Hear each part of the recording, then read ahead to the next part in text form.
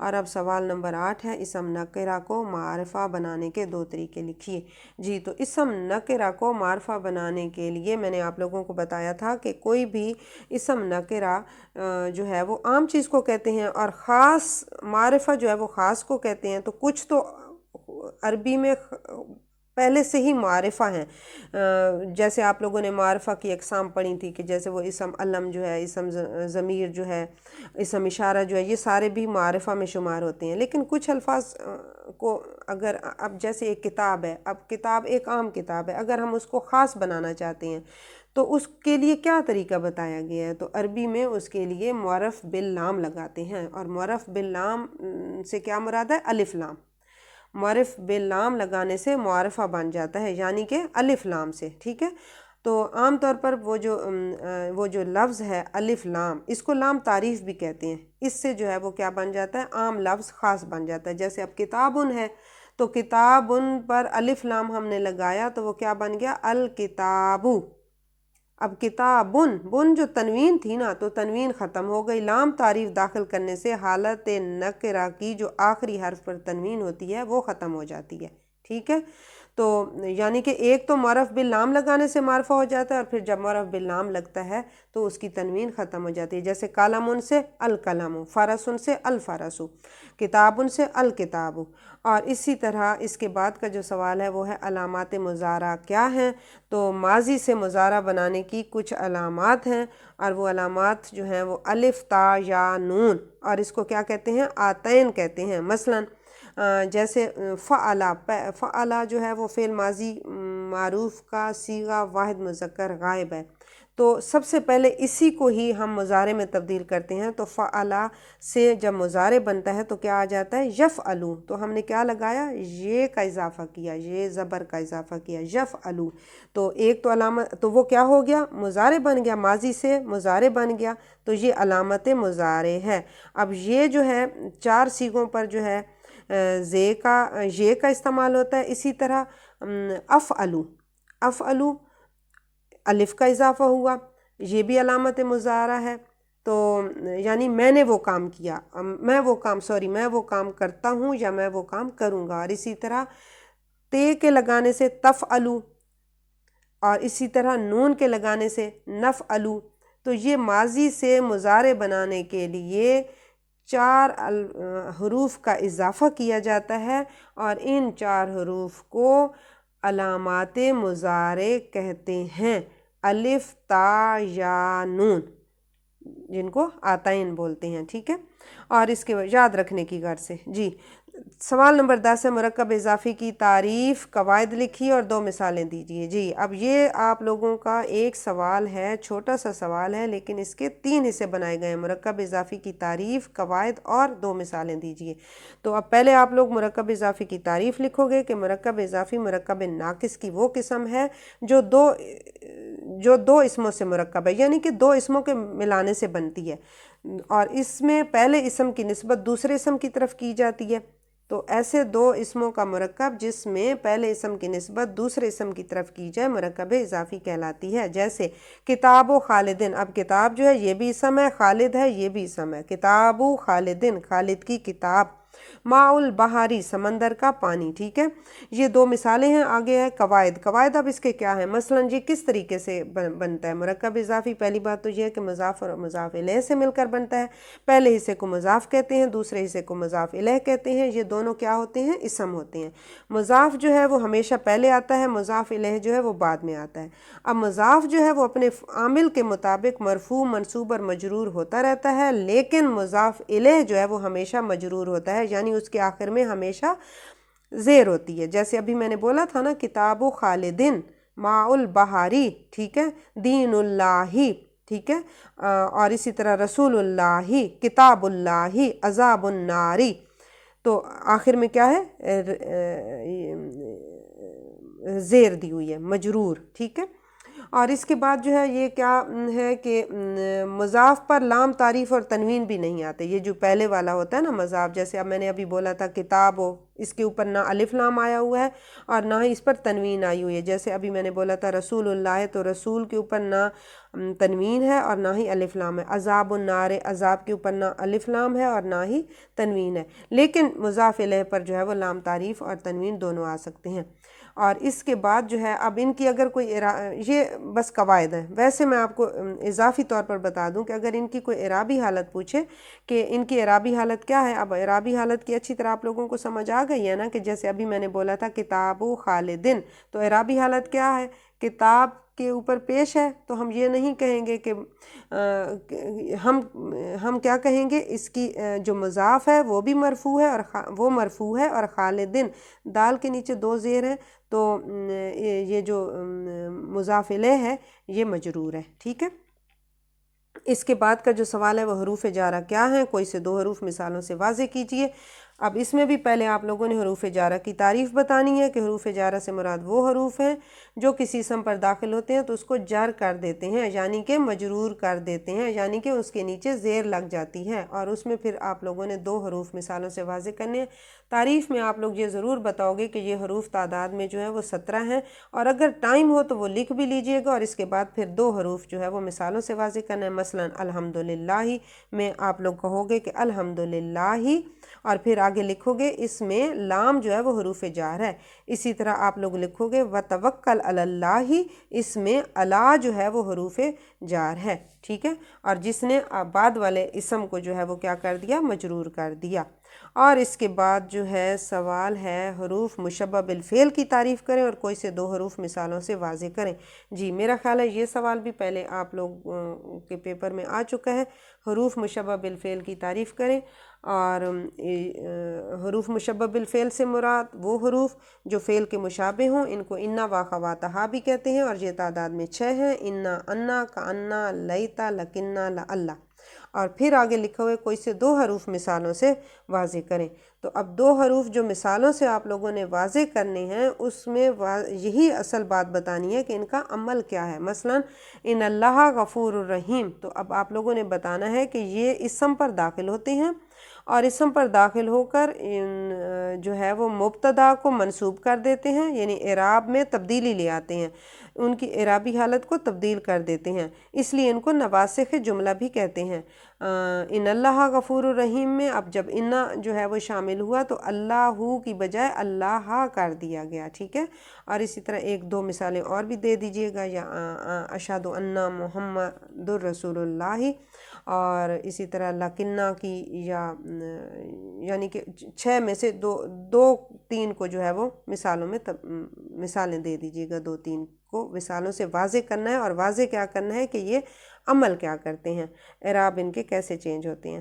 جی سوال نمبر 3 ہے کہ عربی جملے کی مدد سے فاعل اور مفعول کے اعراب واضح کریے. جی اب پہلے آپ لوگ عربی جملے کی مدد سے، تو پہلے آپ لوگوں نے عربی جملہ لکھنا ہے. مثلا آسان سا عربی جملہ بتا دوں جو بار بار آپ لوگ پڑھ رہے ہو، اور اس کو آپ لوگوں نے یاد کر لینا ہے. قاتل داؤد جالوتا. ٹھیک ہے. قاتلہ یہ فعل ہو گیا، داؤد یہ فاعل ہو گیا، اور جالوتا یہ مفعول ہو گیا. اب یہاں پر کیا پوچھ رہے ہیں؟ فاعل اور مفعول کے اعراب واضح کرنے ہیں. تو جب آپ لوگ لکھو گے قاتلہ داؤد جالوتا، تو اب اعراب واضح ہو گئے کہ داؤد کا یہ جو آخری حرف ہے دال، اس کے اوپر کیا ہے؟ پیش ہے نا، تو یہ کون سے اعراب ہو گیا؟ مرفوع ہو گیا. تو فاعل کی حالت کون سی ہو گئی؟ یہ مرفوع ہو گیا. اور اسی طرح جالوتا یہ جو مفعول ہے، اور مفعول کا جو آخری جالوتا کا جو تے ہے، تے کے اوپر کیا ہے؟ زبر ہے. ٹھیک ہے. تو زبر کو ہم کیا کہیں گے؟ منصوب. اس کی اعرابی حالت کو ہم کیا کہیں گے؟ منصوب. تو بس ایک جملہ لکھنا ہے، اور جملہ لکھنے کے بعد آپ لوگوں نے بتانا ہے کہ اس جملے میں داؤد جو ہے وہ فاعل ہے، اور اس کے اعراب جو ہیں واضح کرنے، اور ساتھ بتا بھی دینے ہیں کہ یہ مرفوع ہے. اور اسی طرح اس جملے میں جالوت جو ہے وہ مفعول ہے، اور اس کے اعراب جو ہے وہ منصوب ہے. ٹھیک ہو گیا. اس کے بعد سوال ہے ہاں جی کوسچن نمبر 3، کوئی سے 5 جملوں کا اردو میں ترجمہ کریں. تو پہلا ہے الا انہم ہم المفسدون. تو یہ سورہ بقرہ کے شروع میں سے آیا ہے۔ الا انہم، الا آگاہ رہو، خبردار، انہم بے شک وہ، ہم المفسدون بے شک وہی لوگ فسادی ہیں۔ آگاہ رہو یا لکھنا ہے خبردار بے شک وہی فسادی ہیں۔ اور اس کے بعد ہے الحمدللہ رب العالمین۔ میرا خیال ہے سب بچوں کو یہ آتا ہوگا، سورہ فاتحہ کے شروع کے الفاظ ہیں الحمدو، سب تعریفیں للہ اللہ کے لیے ہیں، رب جو پروردگار ہے، العالمین تمام جہانوں کا، سب تعریفیں اللہ کے لیے ہیں جو تمام جہانوں کا پروردگار ہے۔ اور پھر اس کے بعد تیسرا نمبر ہے ہجا استاذتا بنتی۔ ہجا، اب ہجا جو ہے ہوا کی کیا ہے؟ مؤنث ہے۔ ہوا کس کو کہتے ہیں؟ ہوا اسم ضمیر ہے اور ہوا وہ، اور ہجا مؤنث ہے وہ، اور اس کا مطلب ہے اب آگے کیا ہے؟ استاذہ، استاذہ یعنی استاذ کی مؤنث استاذہ، آگے تے دیکھ رہے ہو نا، استاذ کی مؤنث استاذہ، تو وہ استانی بنتی میری بیٹی ہے، وہ استانی میری بیٹی ہے۔ اور اس کے بعد چوتھا نمبر ہے قمیص الولد صغیر۔ قمیص الولد لڑکے کی یا بچے کی قمیص صغیر چھوٹی ہے۔ اور اللہ یرزقنا، اللہ تعالیٰ یرزقنا ہمیں رزق دیتا ہے۔ اب آپ لوگ تھوڑی سی کامن سینس بھی پیپر میں نا یوز کر لیا کریں کہ جیسے اوپر کے سوالات ہیں، سب سے پہلے پیپر کو اچھی طرح پڑھا کرو۔ بہت سارے سوالات کے جوابات کو اندر سے بھی مل جاتے ہیں، پیپر کے اندر سے بھی مل جاتے ہیں۔ تو سب سے پہلے یہ ایک طریقہ ہوتا ہے کہ کوسچن پیپر کو دو سے تین دفعہ پہلے بہت تسلی سے پڑھتے ہوتے ہیں، اس کے بعد لکھنا شروع کیا کریں۔ فوراً لکھنا نہ شروع کیا کریں، پہلے کوسچن پیپر کو پڑھا کریں اور پڑھنے کے بعد پھر لکھنا شروع کریں۔ کافی ساری جو ہے وہ معلومات پیپر کے اندر سے بھی بعض اوقات مل جاتی ہیں۔ اللہ یرزقنا، اللہ ہمیں رزق دیتا ہے۔ اور اس کے بعد چھٹا نمبر ہے حل کتبتا خدیجہ تو رسالتا۔ حل کیا کتبتا تم نے لکھا خدیجہ کو رسالتا خط، کیا تم نے خدیجہ کو خط لکھا تھا؟ علم یجعل کیدہم فی تضلیل۔ اب جو پچھلا ہم نے پیپر اٹیمپٹ کیا اس میں بھی سورہ فیل کی ہی ایک لائن دی ہوئی تھی، اور اب یہ بھی سورہ فیل کی ہی ایک لائن دی ہوئی ہے۔ علم یجعل، آ کا مطلب کیا، علم کا مطلب نہیں، یجعل بنایا، کیدہم ان کے قید کو، ان کے تدبیر کو، ان کی چال کو، ان کے مکر کو، ان کے فریب کو، فی میں تضلیل، تضلیل جو ہے وہ ویسے تو گمراہی کو کہتے ہیں، ضائع کر دینا، ناکارہ بنا دینا، تو یہاں پر ہے کہ علم یجعل کیدہم فی تضلیل، کیا ان کی تدبیر کو ناکارہ نہیں بنا دیا، کیا ان کی تدبیر کو ضائع نہیں کر دیا، کیا ان کے چال یا مکر و فریب کو ضائع نہیں کر دیا، بے فائدہ نہیں کر دیا۔ جی 8واں نمبر ہے اعوذ باللہ من الشیطان الرجیم۔ اعوذ میں پناہ مانگتی ہوں، باللہ اللہ سے، من سے، الشیطان شیطان، الرجیم مردود۔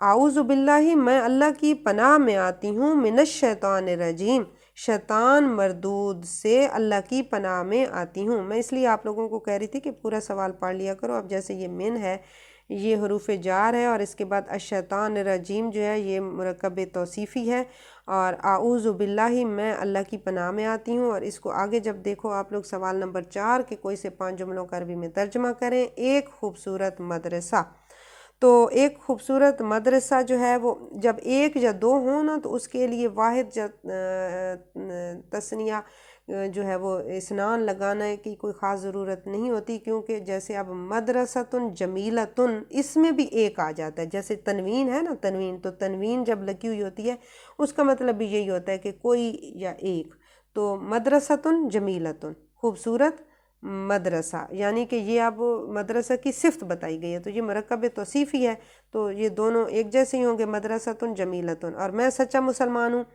انا مسلم صادقن، اور تم عالم ہو، یہ پہلے بھی آ چکا ہے، انتا عالم، یہی لوگ کافر ہیں، اولئک هم الکافرون، یہی لوگ کافر ہیں، اور میں لوگوں کے رب کی پناہ میں آتا ہوں۔ اب دیکھیں آپ لوگوں نے اوپر ابھی پڑھا تھا نا اعوذ باللہ، یہاں پر ہے میں لوگوں کے رب کی پناہ میں آتا ہوں، تو پناہ میں آنا پہلے آپ کرو گے اعوذ، اور لوگوں کا رب، رب کہتے ہیں رب، رب تو رب ہی ہوا، اور لوگوں کا لوگ الناس، اب یہ کون سی صورت؟ آخری صورت کے پہلے لفظ میں سے ہے اعوذ برب الناس۔ اور اس کے بعد ہم نے آپ کو صلی اللہ علیہ وسلم کو جہانوں کے لیے رحمت بنا کر بھیجا۔ یہ میرا خیال ہے پچھلے اس پیپر میں بھی تھا کہ ما ارسلنا کا الا رحمت للعالمین، ہم نے آپ کو تمام جہانوں کے لیے رحمت بنا کر بھیجا۔ اللہ ایک ہے، اللہ واحد، اللہ ایک ہے، اور نبی صلی اللہ علیہ وسلم پر صلاۃ و سلام ہو، صلو علی النبی صلی اللہ علیہ وسلم وسلموا۔ اور اس کے بعد جو سوال ہے وہ ہے کہ محمد صلی اللہ علیہ وسلم کے عنوان پر 5 عربی جملے لکھیے۔ یہ 5 عربی جملے میں آپ لوگوں کو اس لیے ساتھ ساتھ بتا دیتی ہوں کہ تھوڑے سے آسان ہیں، مزید کسی بھی مضمون پر آ جائیں تو اس طریقے سے آپ لوگوں نے چھوٹے چھوٹے جملے بنا کر جو ہے وہ، ضروری تو نہیں ہے کہ یہی والے آ جائیں، آ بھی سکتے ہیں لیکن ضروری نہیں ہے۔ تو جیسے اب میرا کالج یا میرا مدرسہ، تو کالج کے لیے ہوتا ہے کلیہ، تو میرا کالج کلیتی یا ہمارا کالج کلیتنا، تو اس کے لیے پھر چھوٹے چھوٹے 5 سے 7 جملے۔ اور اسی طرح اگر آ جاتا ہے دین اسلام پر کہ میرا دین یا اسلام، تو اسلام و دینی، اسلام میرا دین ہے، اور اس کے بارے میں اسی طرح 5-6 جملے جو ہے وہ چھوٹے چھوٹے بنانے ہیں۔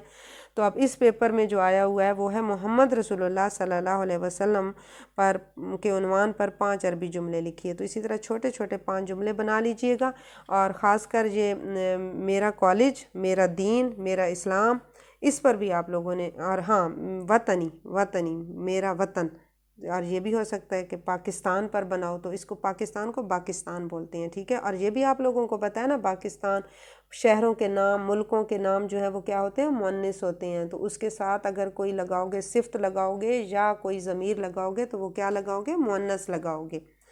اور اب یہ آتے ہیں آپ صلی اللہ علیہ وسلم کے عنوان پر 5 عربی جملے۔ تو پہلا جملہ ہے، جیسے عنوان ہے کہ محمد رسول اللہ صلی اللہ علیہ وسلم، تو سٹارٹ یہیں سے لے لو کہ محمد رسول اللہ صلی اللہ علیہ وسلم خاتم النبیین، آپ صلی اللہ علیہ وسلم کیا ہیں، نبیوں کے سلسلے کو ختم کرنے والے ہیں۔